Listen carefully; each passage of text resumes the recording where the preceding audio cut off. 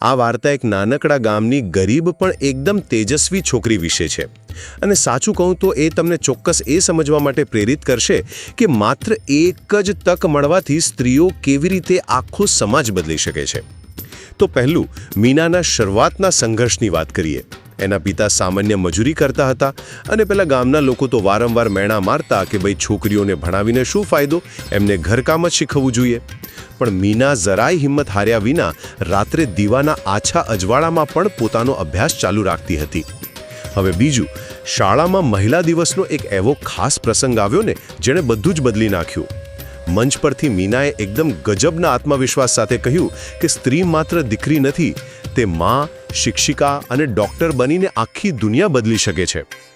બસ આ સાંભળીને આખી શાળાએ જોરદાર તાળીઓ પાડી અને એના પિતાની આંખમાં તો આંસુ જ આવી ગયા. બરાબર એ જ ક્ષણે તેમણે પોતાની દીકરીને ખૂબ ભણાવવાનો દ્રઢ સંકલ્પ કરી લીધો. અને અંતે આ સખત મહેનતનું અદ્ભુત પરિણામ એ આવ્યું કે મીના એક મોટી ડૉક્ટર બની ગઈ અને તેને પોતાના જ ગામમાં એક આખી હોસ્પિટલ શરૂ કરી દીધી. વિચારો, જે ગામ લોકો એક સમયે દીકરીઓને ભણાવવાની સાવ વિરુદ્ધ હતા ને, એ લોકો જ હવે ગર્વથી કહેવા લાગ્યા કે દીકરીઓને તો મીનાની જેમ જ ભણાવો, જેથી આખા ગામનું નામ રોશન થાય. મહિલાઓને જો તક અને વિશ્વાસ આપવામાં આવે તો તેઓ અસંભવને પણ સંભવ બનાવી શકે છે.